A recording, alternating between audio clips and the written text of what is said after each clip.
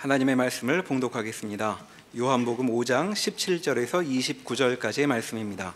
신약성경 150면에 있습니다. 요한복음 5장 17절에서 29절까지의 말씀입니다. 예수께서 그들에게 이르시되 내 아버지께서 이제까지 일하시니 나도 일한다 하시매 유대인들이 이 말로 말미암아 더욱 예수를 죽이고자 하니 이는 안식일을 범할 뿐만 아니라 하나님을 자기의 친아버지라 하여 자기를 하나님과 동등으로 삼으심이로라. 그러므로 예수께서 그들에게 이르시되 내가 진실로 진실로 너희에게 이르노니 아들이 아버지께서 하시는 일을 보지 않고는 아무것도 스스로 할 수 없나니 아버지께서 행하시는 그것을 아들도 그와 같이 행하느니라. 아버지께서 아들을 사랑하사 자기가 행하시는 것을 다 아들에게 보이시고 또 그보다 더 큰 일을 보이사 너희로 놀랍게 여기게 하시리라. 아버지께서 죽은 자들을 일으켜 살리심같이 아들도 자기가 원하는 자들을 살리느니라.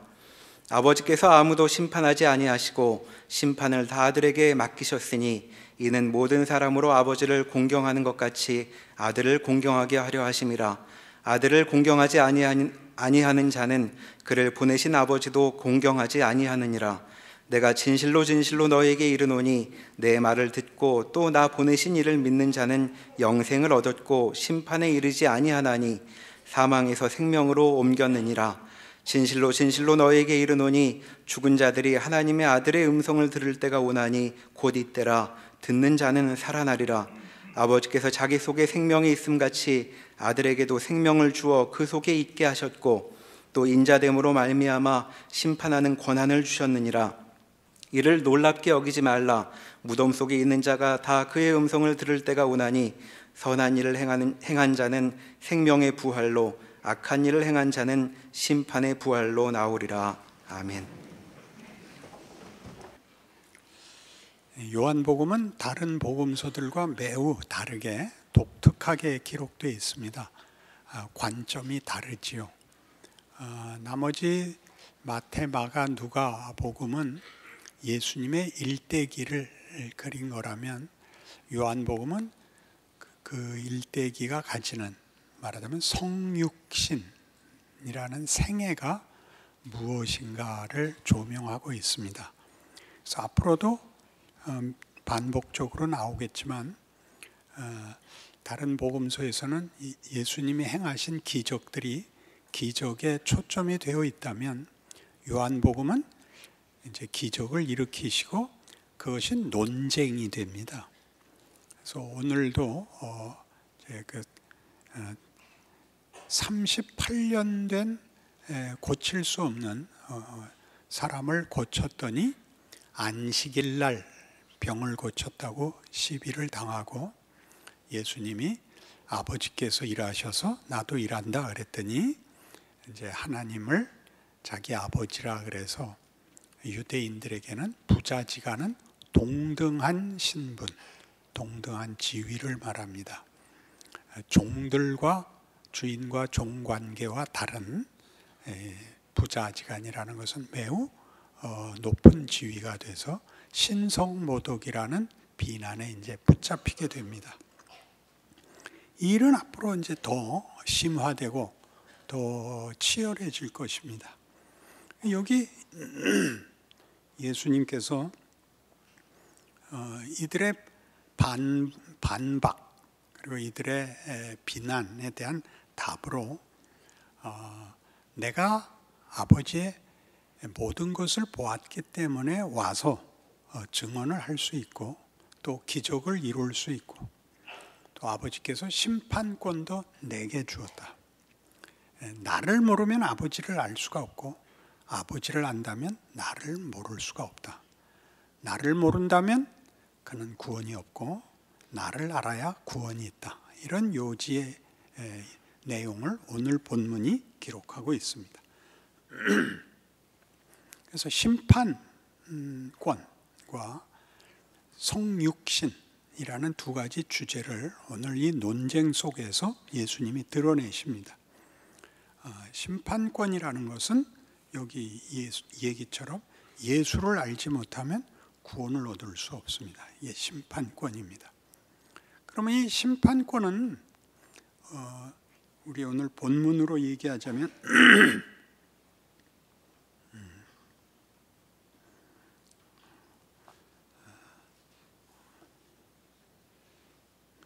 하여튼 본문 속에 있어요. 좀 찾아주시죠. 27절 또 인자됨을 인하여 말미암아 심판하는 권한을 주셨느니라 이렇게 나오죠. 심판권이 그에게 있습니다. 또 22절에도 아버지께서 아무도 심판하지 아니하시고 심판을 다 아들에게 맡기셨다라는 구절도 나옵니다. 예수님이 심판권을 가졌다는 것은 성자 아들로서의 권한이기보다 인자됨을 인해서입니다. 성육신과 긴밀히 이어지고 있는데 성자 하나님이 인간으로 오셨으므로 심판권이 그에게 다 주어졌다 이렇게 읽을 수 있죠. 예수님이 오신 것은 우리가 보통 심판이라는 단어를 사용한다면 우리 아주 쉽게는 나는 예수를 믿어서 천국 가고 너는 안 믿어서 지옥 가 이렇게 둘을 구별하는 심판권이라고 생각을 하지만 예수님이 인간이 되어 오시는 것은 구원을 절대 실패하지 않고 은혜로 말미암아 주기 위해서 오신 것이라는 것 좀 우리 모두가 압니다. 그가 우리를 위하여 죽기까지 하셨으니까요. 믿고 안 믿고를 떠나서 인류를 구원하기 위하여 십자가를 지셨고 십자가를 지기 위해서 오셨고 그러니까 하나님이 직접 십자가에 내려오셨다가 가도 되고 또 로마를 확 멸망시키고 세상을 구원해도 되고 여러 가지 방법이 있는데 그런 우리가 이해할 수 있는 방법이 아닌 이해할 수 없는 방법 신이 인간이 되고 인간으로서 겪을 수 있는 모든 고난을 당하는 중에 그가 아버지의 뜻을 드러내는 바람에 오히려 사람들에게 더 많은 오해와 질시를 받고 심지어 고난과 죽음까지 당할 수 있는 길로 심판권을 갖고 있습니다.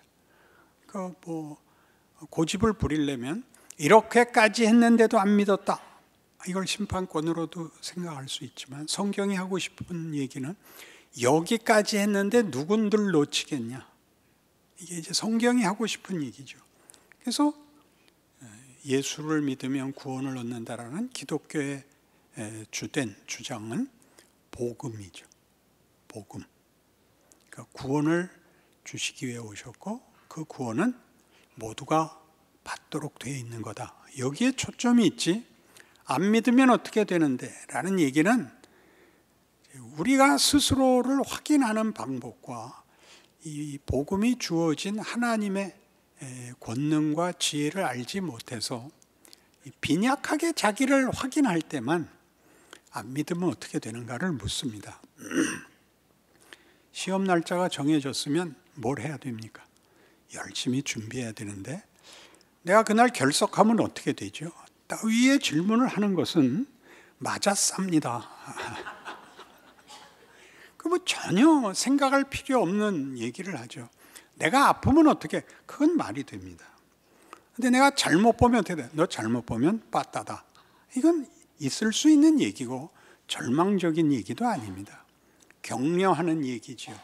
그러니까 우리가 기독교 신앙이 복음이다라고 얘기하는 것은 하나님이 우리를 구원하기 위하여 예수에게 심판권을 줬다.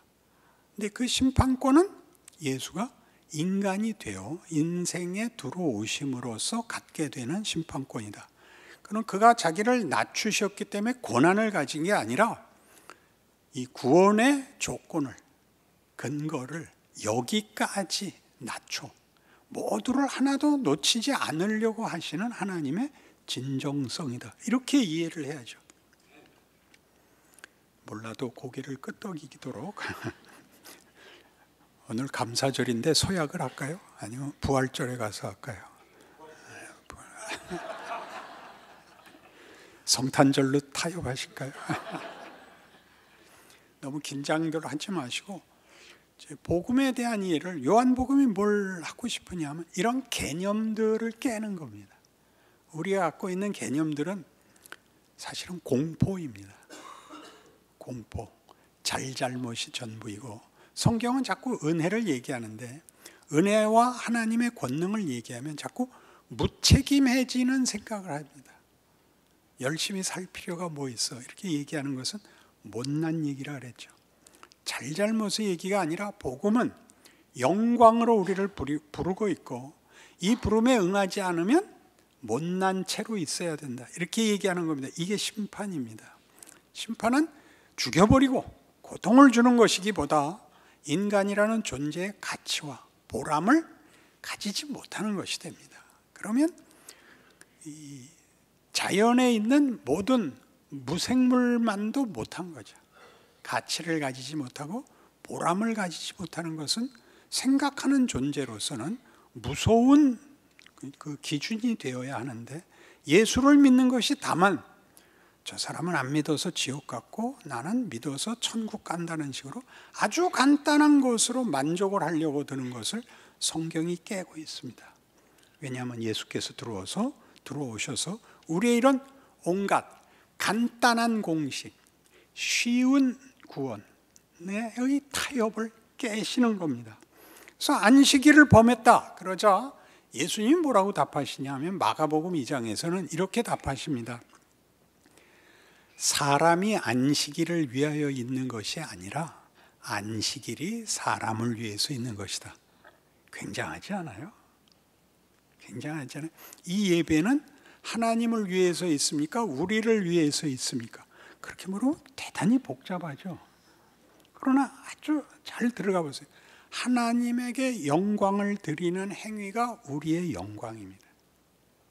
우리의 예배를 받으신다는 것은, 세배는 누구한테 합니까? 길 가는 부자한테?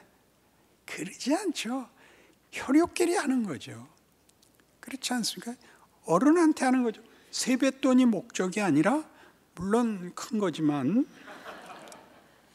그런 세배를 하고 세배를 받는 것이 얼마나 굉장합니까? 받고 하고.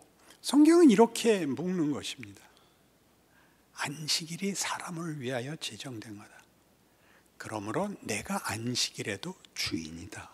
하나님이 안식일을 만든 건 우리를 위하여 만들었대요. 근데 단박 이 시대의 사람들이 뭐라고 반론을 펴죠? 안식일을 범했으니 죽이자라고 나오지요. 그러니까 모든 규칙이나 법이나 모든 경우를 어디로 끌고 가느냐 하면 살육으로밖에 끌고 가지 못합니다. 세상은 모든 일이 정의를 얘기해도 공정을 얘기해도 죽이는 것밖에는 그것을 수행할 방법이 없습니다. 그러니까 결과는 어떻게 가든 손해지요. 기독교만이 뭐가 있죠? 용서가 있고 회복이 있다고요. 부활이 있다고요. 세상에서는 이건 믿을 수가 없죠. 거짓말하지 마라. 어떻게 죽은 자가 살아나느냐? 어떻게 악당을 용서하는 게 이기는 거냐? 그러면 그게 또 그럴 거 아니냐? 그런 얘기는 당연합니다. 세상은 그렇습니다. 그러나 하나님은 우리를 그렇게 만들지 않았다고 얘기를 하는 것이고, 예수로 인하여 이 원래 의도된 세상, 부활 세상으로 우리를 부르고 있는 것입니다. 그래서 이 안식일을 가지고 예수님이 하신 대답이야말로 우리에게 늘 적용해야 되는, 내가 신앙적인 어떤 명분을 앞세웠는데 나타나는 결과가 뭔가? 여러분의 신앙 좋은 게 비난이 되는가? 누구에게 위로가 되는가? 늘 생각을 하셔야죠. 그러니까 정답을 얘기하면 책임이 끝나는 게 아닙니다. 너 하루에 성경 몇 장 봐? 30장은 봐야 될 거 아니야. 29장밖에 못 본다고? 너는 매일 한 장씩 죽는 거야. 이딴 말 하는 거야. 그게 무슨 말이에요? 그러나 우리가 그렇게밖에는 우리를 격려할 줄 몰랐던 것은, 진심도 있고 신앙에 대한 기대도 있지만 전체적인 이해가, 개념이 종교적인 용어는 쓰고 진심도 있지만 모든 단어들을 죽이는 단어로 계속 쓰고 있다고요. 여기가 신자들로 하여금 신앙생활을 하는 걸 막는 최고의 댐입니다. 이게 우리를 막아서 아무것도 못해. 강물이 흐르지 못하게 하는 겁니다. 이렇게 얘기하면 꼭 이래요. 수력 발전을 돌려야 하잖아요. 말귀를 못 알아들어요. 그래서 하나님을 나의 아버지라고 불렀다. 거기에 대한 답도 성경에서는 빌립보서 2장 5절 이하 여러분 아시는 것처럼 그는 하나님의 본체이시지만 하나님과 동등될 것을 여기지 않고 자기를 비워 종의 형체를 가져 사람들과 같이 되었고 순종하는 자로 어디까지 갔다? 십자가에 죽는 자리까지 갔다. 그래서 하나님이 그를 가장 높여 가장 영광된 이름을 주었다. 왜? 하나님의 영광을 드러내서. 그게 여기 나오는 오늘 본문에 보면 23절 같이 이는 모든 사람으로 아버지를 공경하는 것 같이 아들을 공경하게 하려 함이라. 아들을 공경하지 아니하는 자는 그를 보내신 아버지도 공경하지 아니하느니라. 그러니까 심판권과 묶여있는 이 인자됨, 성육신이라는 것이 하나님의 영광이래요. 하나님이 이게 영광이래요. 어떻게 하는 것? 사마리아에서 그 우물가에 지쳐서 앉아 계신 모습. 그래서 물들러 온 그 여인에게 가장 비천한 지위에 있는 여인에게 물 한 잔만 주십시오라고 구걸하는 것 같이 앉아있는 하나님. 그래서 여인이 얼마나 무례한 대꾸를 해요. 유대인이 왜 나한테 물을 달래세요? 이거 그렇잖아요. 그러니까 여인아, 내가 누군 줄 알았다면 네가 빨리 물 주고 와서 엎드려서 축복기도 해달라 그랬을 거다. 그러니까 아니 당신이 뭔데 그런 거래요. 이건 우리 조상 야곱이 판 건데 당신이 이 야곱보다 크다 말입니까? 물론이다. 나는 네게 속에서 영원토록 솟아나는 생수를 줄 수 있단다. 그럼 뭐 물 들어올 필요도 없네요. 뭐 목마를 필요도 없겠네요. 말이 안 통하는 거라. 너 남편 데리고 와라. 남편 같은 거 없어요. 기억나시죠? 거기 앉아 계시는 하나님. 우리가 상상이 안 가는 하나님으로 오신 거예요. 성육신. 누구를 불치의 병을 고쳐줬는데 박수를 받고 고마운 감사를 받고 당신은 누구십니까? 어떻게 고치셨습니까? 이 중풍병자밖에 못 고치십니까? 문둥병은 안 됩니까? 데려와라. 그것도 고치고 귀신은 데려와라. 고치고 풍랑입니다. 소리쳐 잠잠케 하시고 다 했으나 사사건건 시비만 걸리죠. 그 시비를 감수하시죠. 그는 겁주러 오시지 않습니다. 그는 우리의 수준과 우리의 반론과 우리의 악의를 견디십니다. 성육신이 하는 일은 사랑이 폭력을 이긴다는 걸 보여주십니다. 실제로 보여주시고 원래 해야 되는 일은 원래대로 하십니다. 이걸 보여주셔서 십자가를 지는 일이 면책되지 않습니다. 십자가로 인하여 우리가 중생하고 눈이 뜨이고 영이 열리자 우리는 예수님이 십자가를 지기 전에 살았던 생애가 가지는 의미를 알게 됩니다. 그런 고난 없이 직접 왜 안 부르시는가? 하나님이 이 방법으로 하나님의 영광을 구체적으로 드러내시기를 하나님이 원하셨고 우리 보고도 그 길을 따라 예수 믿는 게 뭔지 모르는 우리를 만나면 밤낮 비난이나 하고 놀리기나 하는 세상 앞에서 이 아버지의 영광, 성육신의 영광을 살아보라. 그게 뭔지 알지 못하면 너는 그냥 다만 도망온 자에 불과하다. 너는 다만 외면한 자에 불과하다. 나는 그렇게는 너희를 목적하지 않았다. 라고 말하는 것입니다. 그래서 우리 이제 다시 한번 요한복음 3장 16절에 가보시면 얼마나 분명한 성경의 심판권과 성육신이 묶여 있고 거기에 이런 이해가 있는가 알 수 있습니다. 하나님이 세상을 이처럼 사랑하사 독생자를 주셨으니 이는 그를 믿는 자마다 멸망하지 않고 영생을 얻게 하려 하심이라. 영생을 주려고 오시는 거예요. 믿었다 안 믿었다를 판정하러 오시잖아요. 17절에 나오죠. 하나님이 그 아들을 세상에 보내신 것은 세상을 심판하려 하심이 아니요 그로 말미암아 세상이 구원을 받게 하려 하심이라. 그러니까 여기에 참여하고 여기에 부름을 받은 것을 기뻐하고, 그래서 달라진 세계를 사는 것, 달라진 인생을 사는 것이 우리 앞에 열려 있다, 그렇게 이해를 해야 되는데, 말하자면 고통밖에는 잣대가 없고, 그리고 보상이 우리의 기대의 보상밖에 없기 때문에 예수를 믿은 것이 복되다, 명예롭다, 기회다, 내가 할 수 있는 조건 속에서 하나님의 영광을 담을 수 있다, 이렇게 안 돼 있다고요. 여러분이 기대하는 건 다 뭐예요? 세상적인 권력이에요. 결국 건강, 부, 지식, 지혜, 뭐든지 그렇죠. 그런 기회를 주시면 하겠습니다. 그런 조건을 주면 하겠습니다. 하나님이 그건 안 된다. 그건 성육신을 이해하지 못하는 거다. 그렇게 나오는 거죠. 그래서 같은 요한복음 3장 31절 이하를 보시면, 이런 요한복음에는 이런 구절이 많아요. 이런 중간에 해설이 들어와요. 위로부터 오시는 이는 만물 위에 계시고 땅에서 난 이는 땅에 속하여 땅에 속한 것을 말하느니라. 하늘로부터 오시는 이는 만물 위에 계시나니 그가 친히 보고 들은 것을 증언하되 그의 증언을 받는 자가 없도다. 그의 증언을 받는 자는 하나님이 참되시다는 것을 인쳤느니라. 하나님이 보내신 이는 하나님의 말씀을 하나니 이는 하나님이 성령을 한량없이 주심이니라. 아버지께서 아들을 사랑하사 만물을 다 그의 손에 주셨으니 아들을 믿는 자에게는 영생이 있고 아들에게 순종하지 아니하는 자는 영생을 보지 못하고 도리어 하나님의 진노가 그 위에 머물러 있느니라. 하나님과의 관계에서 아무런 유익을 얻지 못하게 됩니다. 예수로 말미암아 주시는 것 외에는 길이 없습니다. 예수 외에 구원을 얻을 천하에 다른 이름이 없다.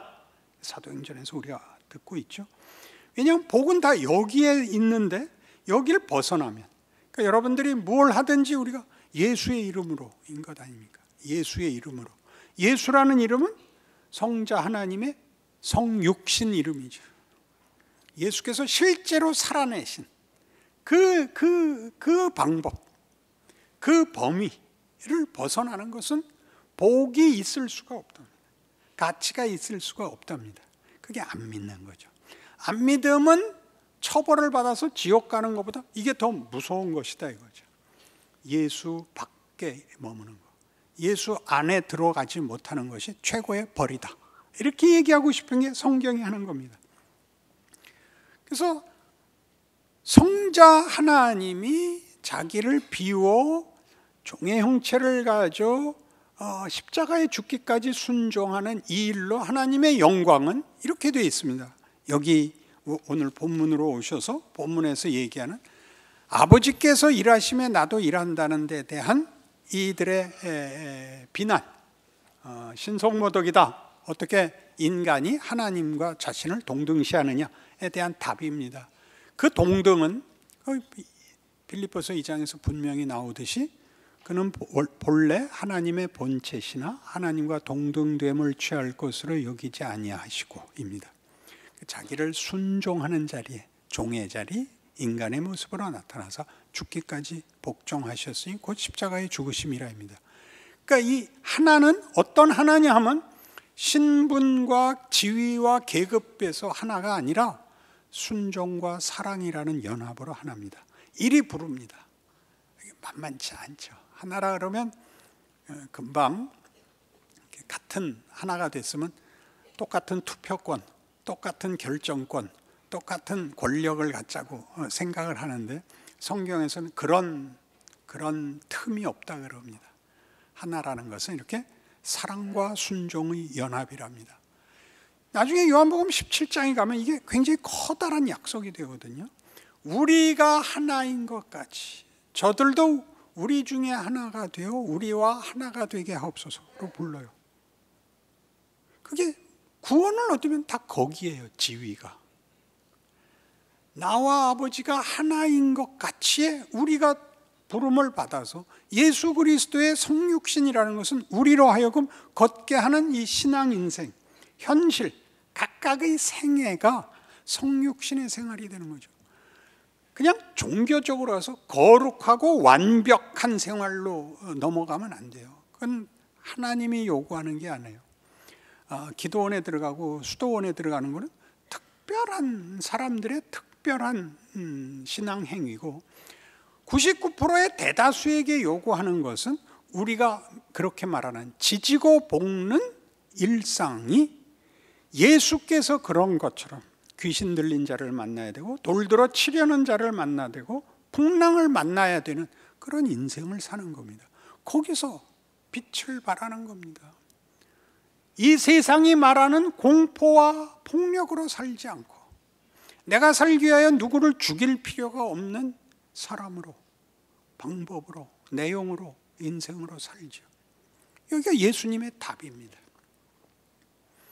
그러니까 아들을 공경하지 않으면 아버지를 공경하지 않는다는 것은, 여러분이 하나님을 어떻게 이해하느냐는 예수를 이해하는 것과 맞물려 있는데, 예수께서 죽으셔서 우리를 새롭게 하셨다까지만 예수가 있지, 그 공생애가 이렇게 이런 오해와 이런 질시와 이런 고단함 속에 있었던 공생애라는 긴 과정 속에 구체화되고 있다를 내 인생이 바로 그렇구나 이렇게 갖다 붙이는 사람은 매우 드뭅니다. 매우 드뭅니다. 억울해하죠. 이렇게 하는 것이 우리 히브리서 5장 8절에서 보는 바와 같이, 그가 아들이시라도 받으신 고난으로 순종함을 배워 온전하게 되었답니다.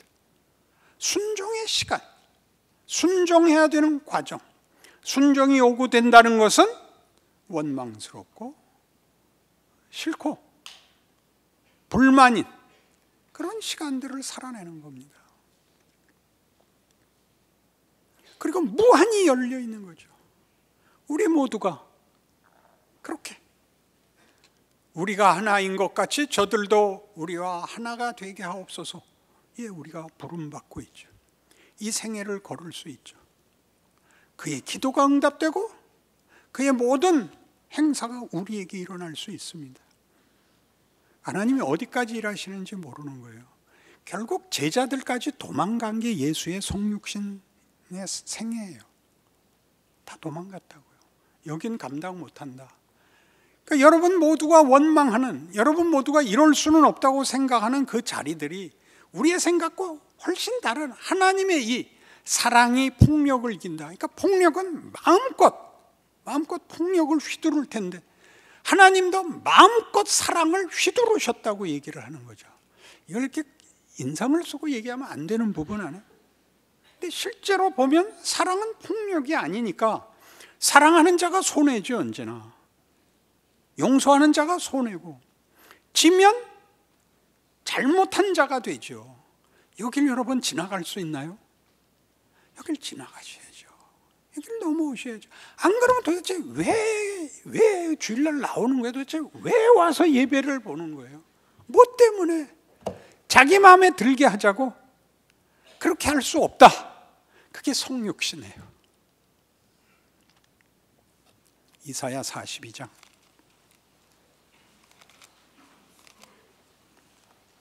구약 성경 1017페이지쯤 있습니다.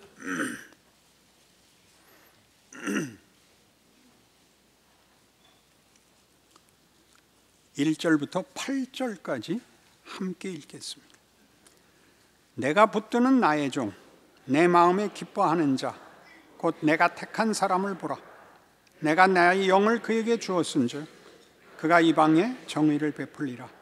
그는 외치지 아니하며 목소리를 높이지 아니하며 그 소리를 거리에 들리게 하지 아니하며 상한 갈대를 꺾지 아니하며 꺼져가는 등불을 끄지 아니하고 진실로 정의를 시행할 것이며 그는 쇠하지 아니하며 낙담하지 아니하고 세상에 정의를 세우기에 이르리니 섬들이 그 교훈을 앙망하리라.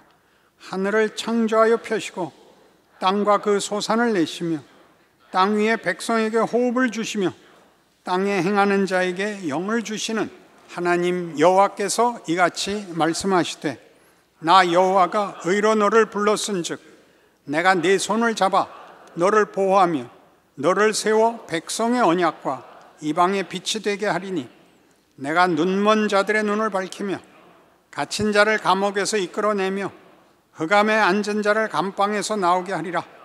나는 여호와이니 이는 내 이름이라. 나는 내 영광을 다른 자에게 내 찬송을 우상에게 주지 아니하리라. 얼마나 겁주는 말씀인지 아시겠죠? 난 내 이름을 우상에게, 내 찬송을 우상에게 주지 않겠다. 난 타협하지 않겠다. 나는 너희가 경쟁에 이기는 승자 정도로 너희를 부르지 않았다. 너희가 폭력을 휘둘러서 큰 소리 치는 자리로 부르지 않았다. 너희는 그거보다 크다. 예수님에게서 1차적으로 성취된 약속입니다. 나의 종을 보라. 그는 고함 지르지 않는다. 폭력을 쓰지 않는다. 겁주지 않는다. 그러나 그가 비치고 그럼 모두에게 자유를 주는 내 종이다. 예수고 우리입니다. 그렇죠? 요한복음 14장 가면 나올 약속이죠. 내 이름으로 무엇을 구하든지 아버지께서 주시리라. 또 있죠. 내 이름으로 구하는 것은 내가 다 하겠다. 나를 믿는 자는 내가 하는 일을 할 것이다. 그리고 이보다 더 큰 것도 할 것이다. 예수님보다 더 큰 것도 할 것이다. 어마어마하지 않아요? 그렇게 부름받고 있어요. 여러분이 가는 곳에 빛이 비치고 여러분이 가는 곳에 해방이 있다고요. 인간이라는 존재에 대해서 세상 인문학만도 못한 그런 신앙, 그런 기대, 그런 만족 속에 빠지지 말라고요. 어떻게 하라고요? 난 타협할 수 없다. 지난번에는 43장이었어요. 뭐였죠? 하나님이 손으로 메가폰을 만들어서 뭐라 그랬어요? 사망아, 공포야, 유호가 까불지들 마라. 내 백성 건들지 마라. 너희 강물들아, 태풍들아, 너희 지진들아, 잠잠해라. 내 자식들이다. 기억나죠? 오늘 그래요. 내 자식들아, 도망가지 마라. 얼렁뚱땅하지 마라. 끝까지 가자. 나는 네 하나님이다. 너희는 내 영광이다. 그렇게 아시는 그런 기대와 그런 감격이 있는 인생을 사시기 바랍니다. 기도하십시다. 하나님 아버지, 우리는 정말 못 살 현실을 걷고 있습니다. 미움과 폭언이 난무하는 현실에서 하나님 우리 보고 사랑이 이긴다고 말씀하십니다. 너 고함 지르지 않아도 된다. 너 속 시원하게 하려고 하지 말고 하나님의 뜻이 얼마나 굉장한가 보고 예수가 걸은 길을 기억해라. 그리고 너희가 나의 기적이 되고 나의 손길이 되라. 그 부르심에 응하겠습니다. 함께 하시고 우리 모두가 이 감격을, 이 자랑을 우리의 생애에 담아내는 그 삶을 허락하여 주시옵소서. 예수님 이름으로 기도합니다. 아멘.